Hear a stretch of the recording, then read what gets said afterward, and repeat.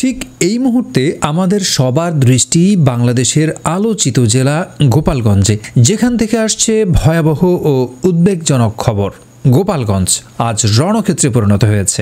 যে রাজনৈতিক উত্তাপের আঁচ আমরা পাচ্ছিলাম তা আজ বিস্ফোরিত হয়েছে এক লণ্ডভণ্ড পরিস্থিতির মধ্য দিয়ে।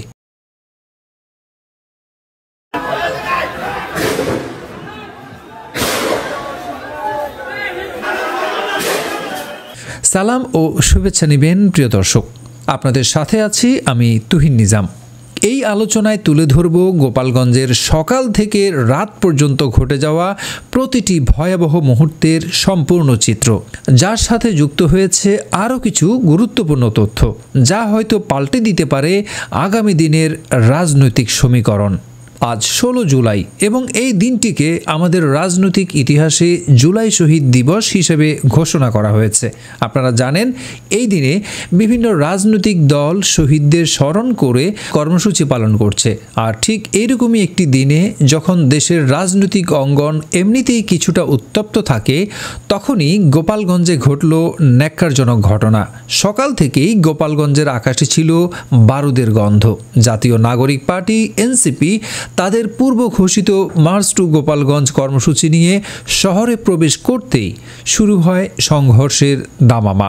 এনসিপি নেতাকর্মীদের অভিযোগ, স্থানীয় আওয়ামী লীগ ও ছাত্রলীগের সশস্ত্র ক্যাডাররা তাদের উপর অতর্কিত হামলা চালায়। এর ভয়াবহতা আজ সারা বিশ্ব দেখেছে। সংঘর্ষের ভয়াবহতা এমন ছিল যে মুহূর্তের মধ্যেই গোপালগঞ্জ পরিণত হয় যুদ্ধক্ষেত্রে। পুলিশের সাথে আন্দোলনকারীদের দফায় দফায় সংঘর্ষ হয়। শুধু তাই নয়, সদর উপজেলা নির্বাহী কর্মকর্তার গাড়িতে অগ্নিসংযোগ করা হয়। পুলিশের গাড়িতে ভাঙচুর ও অগ্নিসংযোগের ঘটনা ঘটেছে। এর অর্থ কী?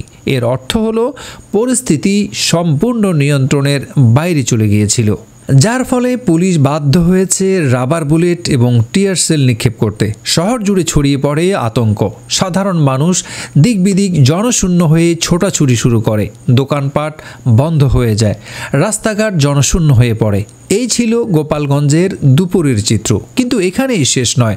বিকেলের দিকে পরিস্থিতি আরও জটিল হয়। সংঘর্ষের তীব্রতা এমন পর্যায়ে পৌঁছায় যে জেলা প্রশাসন বাধ্য হয় গোপালগঞ্জ সদর এলাকায় 144 ধারা জারি করতে। সকল প্রকার রাজনৈতিক সমাবেশ, মিছিল, জনসমাগম নিষিদ্ধ করা হয়। আপনারা জানেন, 144 ধারা জারি করা হয় তখনই যখন পরিস্থিতি চরম পর্যায়ে পৌঁছে যায় এবং সাধারণ মানুষের জানমালের নিরাপত্তা হুমকির মুখে পড়ে। আজকে সবচেয়ে উদ্বেগজনক খবরটি আসে সন্ধ্যার ঠিক আগ মুহূর্তে। পরিস্থিতি এতটাই ভয়াবহ ছিল যে আইন শৃঙ্খলা পরিস্থিতি নিয়ন্ত্রণে আনতে বেসামরিক প্রশাসনকে সহায়তা করার জন্য সেনাবাহিনী মোতায়েন করা হয়েছে গোপালগঞ্জে। আমরা জেনেছি, সেনাবাহিনীর সহায়তা নিয়েই এনসিপির কেন্দ্রীয় নেতৃবৃন্দ গোপালগঞ্জ ছেড়েছেন।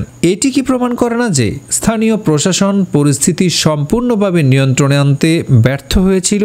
আর ঠিক এই রাজনৈতিক উত্তেজনার মধ্যেই এসেছে আরও একটি বিস্ফোরক খবর, যা আমাদের নির্বাচন কমিশনের স্বচ্ছতা এবং আগামী দিনের নির্বাচন নিয়ে নতুন করে প্রশ্ন তুলেছে।